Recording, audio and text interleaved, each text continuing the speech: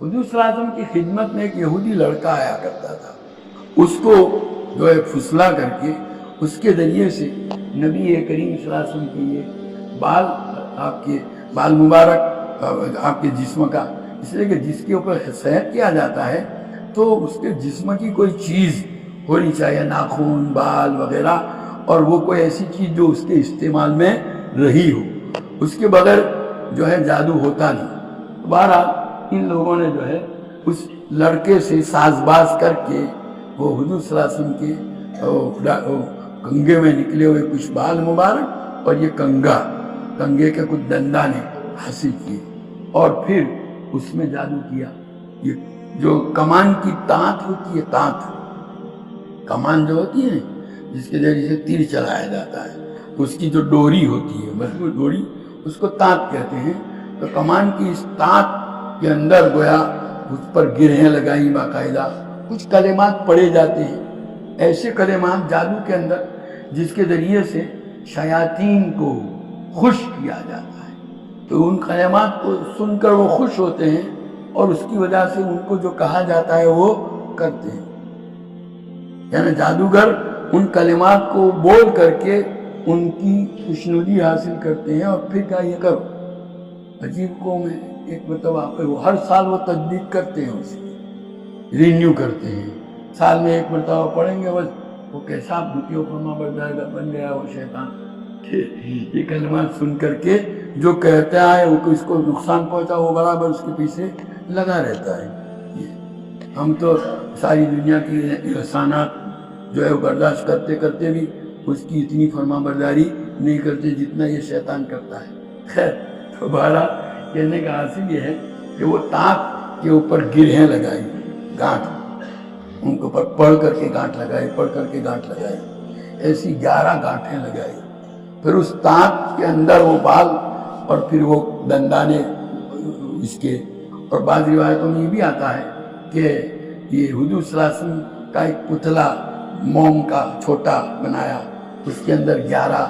جو ہے سوئیاں چھوٹی چھوٹی چبھوئی گئی، اور بہرحال یہ سب کچھ جو تیار تھا یہ جادو کا عمل، اس کو کھجور کا، نر کھجور کا جو یہ ہوتا ہے شگوفہ، اوپر کا اس کا جو کور ہوتا ہے، اس کے اندر اس کو یہ کر کے بند کر کے، اس کا ایک کنواں تھا کہ بنو زریق جس قبیلے کا یہ تھا، لبید ابن عاصم، اس کے خاندان کا یہ کنواں تھا بیر ذی اروان، اس کے اندر جو پتھر تھا، بڑا پتھر، اس پتھر کے نیچے اس کو دبا دیا بس۔ اور اس سحر کی وجہ سے کیا ہوتا تھا کہ نبی کریم صلی اللہ علیہ وسلم نے کوئی کام نہیں کیا ہے اور آپ نہیں سمجھتے تھے وہ کیا۔ کیا کام؟ بخاری شریف کے اندر ہے، وہ لفظ موجود ہے، کان یرا انہ یاتی النساء ولا یاتی۔ یہ دراصل یہ جادو بیویوں کے ساتھ تعلق کے معاملے میں کیا گیا تھا کہ آپ صلی اللہ علیہ وسلم نے بیویوں کے ساتھ صحبت نہیں کی، لیکن اس جادو کی اثر کی وجہ سے نہیں سمجھتے تھے کہ کی، بس یہ تھا اثر۔ 1 سال تک یہ اثر رہا ہو، اور اس جادو کے نتیجے میں آپ اپنے آپ کو ایسا محسوس کرتے تھے جیسے میں بندھا ہوا ہوں، بندش کی شکل، اور تکلیف آپ کو ہوتی تھی۔ اس کا اور کوئی اثر نہیں۔ آپ صلی اللہ علیہ وسلم کا جو فرض منصبی تھا، آنے والے احکام اور وحی کو دوسرے بندوں تک پہنچانا، اس میں اس جادو کا کوئی اثر نہیں۔ اور کوئی بڑے سے بڑا جادوگر بھی کسی نبی پر ایسا جادو نہیں کر سکتا کہ جس کے نتیجے میں وہ اپنے فرض منصبی اور اپنی ڈیوٹی کی ادائیگی میں کوتاہی کرے، یہ ناممکن ہے۔ تو اس جادو سے یہ نہیں، یہ ہوا گویا آپ کی جو فیملی زندگی تھی اس میں اس کا اثر ہوا، سمجھا کہ نہیں؟ اور اس کی وجہ سے آپ صلی اللہ علیہ وسلم ایک گھٹن اور تکلیف محسوس کرتے تھے۔ بخاری شریف میں حضرت عائشہ رضی اللہ تعالیٰ عنہ کی روایت ہے کہ ایک مرتبہ حضور صلی اللہ علیہ وسلم میرے یہاں رات کو تشریف لائے، میری باری کا دن تھا، لیکن وہ دعا میں مشغول ہوئے، دعا ودعا ودعا، 3 مرتبہ آیا، دعا میں لگی، دعا کی، خوب دعا کی۔ اس لفظ دعا 3 مرتبہ پر حضرت شیخ مولانا زکریا صاحب رحمۃ اللہ نے بڑی اچھی بات لکھی، فرماتے ہیں یہ سحر کے اثر کو دور کرنے کے لیے سب سے مؤثر چیز جو ہے وہ کیا ہے؟ دعا۔ اللہ سے مانگو، رو رو کر اللہ سے مانگو تو اللہ تعالیٰ اس کا راستہ نکالیں گے، اللہ ہی اس کی راستہ نکالیں گے۔ تو آپ نے خوب دعا مانگی اور پھر خواب میں دو آدمی آئے، وہ دو فرشتے تھے، ایک حضرت جبریل وہ سر کے پاس بیٹھے اور دوسرے حضرت میکائیل جو وہ پاؤں کے پاس بیٹھے۔ اب حضرت جبریل جو سر کے پاس بیٹھے ہیں وہ پوچھ رہے ہیں ان سے کہ ان کو کیا ہو گیا، تو وہ کہا کہ ان پر جادو کیا گیا ہے۔ حضرت میکائیل نے جواب یہ دیا کہ کس نے جادو کیا، تو کہا لبید ابن عاصم نے۔ کس چیز میں جادو کیا، تو کہا وہ کنگھے اور اس کے نکلے ہوئے بالوں میں۔ وہ کائی میں رکھا، وہ کھجور، نر کھجور کے شگوفے میں۔ اس کو کہاں دفن کیا، وہ ایک ذی اروان نامی کنویں میں نیچے پتھر۔ وہ سب حضور کو خواب میں کہا۔ جب بیدار ہوئے حضرت عائشہ رضی اللہ تعالیٰ عنہ فرماتی ہیں کہ نبی کریم صلی اللہ علیہ وسلم سے کہا عائشہ میں نے اللہ تعالیٰ سے جو چیز پوچھی تھی اللہ تعالیٰ نے اس کا مجھے حل بتلا دیا، یعنی وہی دعا کی تھی اللہ کہ یہ کیا ہے میرے تکلیف، تو خواب میں بتلا دیا کہ یہ جادو ہے جو آپ پر کیا گیا ہے اور فلاں۔ حضور صلی اللہ علیہ وسلم اپنے مخصوص صحابہ حضرت علی، حضرت عمار رضی اللہ تعالیٰ عنہ اور لوگ اور ان کو لے کر وہاں گئے، سب کو نہیں، وہاں لے کر گئے اور وہ اندر سے نکالا، وہ جو تھا وہ لائے، اس کو یہ کر کے وہ جادو جس طرح کیا جاتا ہے اس کی ترکیب جو ہوتی ہے نا، اس کا سیٹنگ، اس سیٹنگ کو ادھر ختم کر دو تو جادو کا اثر بھی کیا ہو جاتا ہے، ختم ہو جاتا ہے۔ چنانچہ وہ ترتیب ختم کی، ترکیب ختم کر دی گئی، سیٹنگ ختم کر دیا، اس کو ایک جگہ دفن کر دیا۔ اس کا حضور صلی اللہ علیہ وسلم نے دوسرے مسلمانوں کے سامنے بھی اظہار نہیں کیا۔ حضرت عائشہ رضی اللہ تعالیٰ عنہ فرماتی ہیں میں نے عرض کیا کہ اللہ کے رسول آپ نے لوگوں کو کیوں نہیں بتلایا، لوگوں کو بتلا دینا کہ اس آدمی نے یہ حرکت کی ہے۔ تو نبی کریم صلی اللہ علیہ وسلم نے فرمایا کہ مجھے اللہ نے شفا دے دی اور میں نہیں چاہتا، وہ منافق تھا وہ آدمی، میں نہیں چاہتا کہ کسی آدمی کے خلاف فتنہ بھڑکاؤں، اس لیے کہ اگر میں اظہار کر دیتا تو صحابہ کو حضور کے ساتھ جو محبت تھی کہ حضور کے پسینے کے قطرے کی جگہ پر اپنے خون کو بہانے والے وہ پھر اس کے تو جو ہے ٹکڑے ٹکڑے کر ڈالتے ہیں، تو حضور صلی اللہ علیہ وسلم نے یہ نہیں کہا، اخیر تک پتہ نہیں چلنے دیا کسی کو، سمجھایا کہ نہیں۔ اور وہ آپ کی مجلس میں آتا تھا منافق تو بھی آپ نے اس کے ساتھ کوئی بدسلوکی نہیں فرمائی، بے شک یہ حضور صلی اللہ علیہ وسلم کے اخلاق ہے، آپ کی یہ تعلیم دی گیا اس طرح ہو تو اپنے دشمن کے ساتھ اس طرح کا معافی کا معاملہ، آپ نے ایسا معاف کیا کہ بتایا بھی نہیں لوگوں کو، سمجھایا کہ نہیں یہ۔ اور آج کیا ہوتا ہے، حالانکہ آپ کو یہ جادو کس نے کیا، کس طرح کیا، وہ کائے کے ذریعے سے بتایا گیا تھا، وہی کے ذریعے سے۔ نبی کا خواب بھی کیا ہوتا ہے، وہی حضرت جبریل اور میکائیل نے آ کر کے بتلایا تھا اللہ کے حکم سے۔ تو بھی یعنی یہ بات یقینی کہ کون، آج کس نے جادو کیا، کوئی بات یقینی یا عامل لوگ ہیں، عامل لوگوں کو بھی چاہیے کہ یہ کسی کو یہ نہ کہیں کہ فلاں نے کیا، آپ علاج کر لیجئے جو علاج ہونا چاہیے وہ، اس لیے کبھی کوئی عامل کہے نا کہ فلاں، اب یہ نہیں، لوگ بعد مرتبہ اس چکر میں پڑتے ہیں کہ بتاؤ نہیں کس نے کیا، نہیں، یہ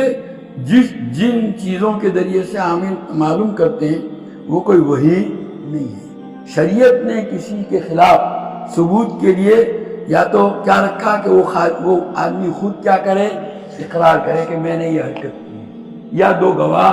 جو عینی گواہ جنہوں نے اپنی آنکھوں سے یہ دیکھا ہو، اپنے کانوں سے سنا ہو، گواہی دے تو کسی چیز کا ثبوت ہو سکتا ہے۔ ان دو کے علاوہ کوئی تیسرا طریقہ کسی ثبوت کا نہیں ہے۔ خالی عامل کہہ دے تو حضرت شاہ ولی اللہ صاحب دہلوی رحمۃ اللہ علیہ نے، حضرت تھانوی رحمۃ اللہ علیہ امداد الفتاویٰ میں حضرت شاہ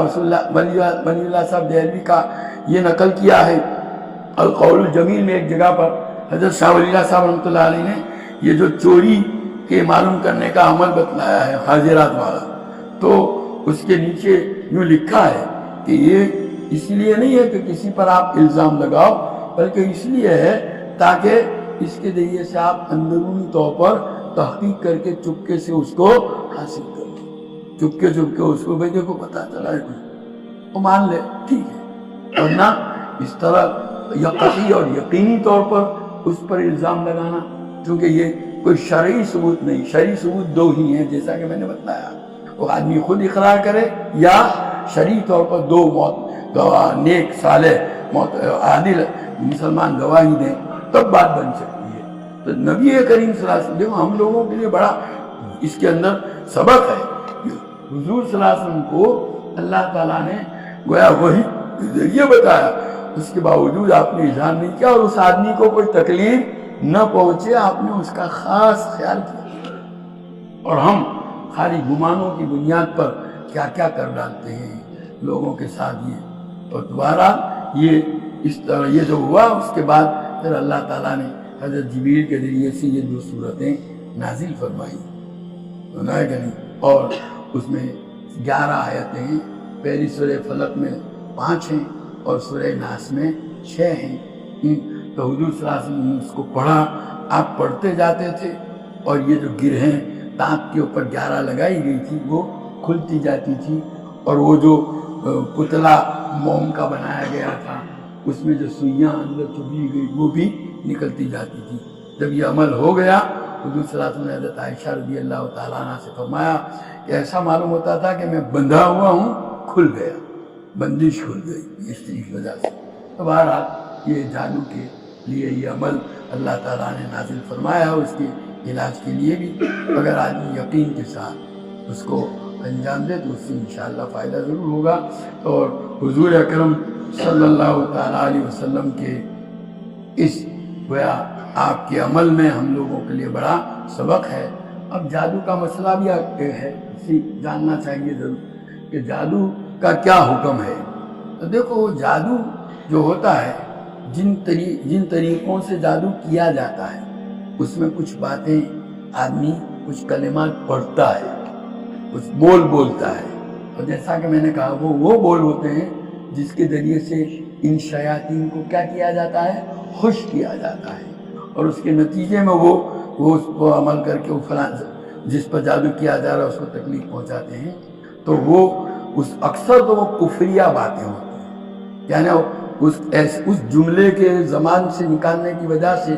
آدمی ایمان سے نکل جاتا ہے۔ بہت سی مرتبہ کچھ اعمال کرواتے ہیں، خون یا بعد مرتبہ تو بچوں کو باقاعدہ اغوا کر لیتے ہیں، قتل کرتے ہیں، ان کی بلی چڑھاتے ہیں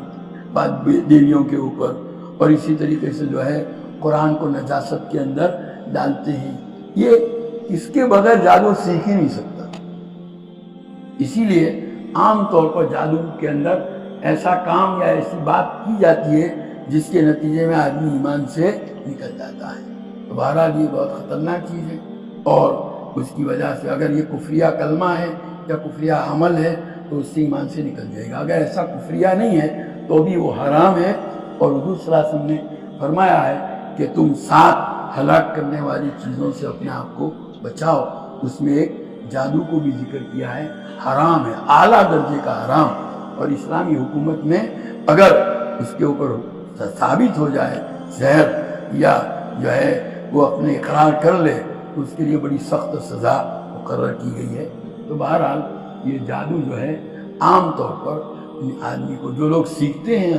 عورتیں زیادہ طور پر اس میں ملوث ہوتی ہیں، لیکن وہی اس کی نتیجے میں نعوذ باللہ آدمی ایمان سے نکلتا ہے، اس لیے وہ بڑی خطرناک چیز ہے۔ اللہ تعالیٰ حفاظت فرمائے۔ تو یہ آیتیں اللہ نے 11 آیتیں دونوں صورتوں میں نازل فرمائی، اور اس کی وجہ سے اس کے ذریعے سے اللہ تعالیٰ نے وہ جو سحر کا اثر تھا آپ صلی اللہ علیہ وسلم کے اوپر اس کو دور فرمایا۔ اللہ تعالیٰ ہم سب کی حفاظت فرمائے۔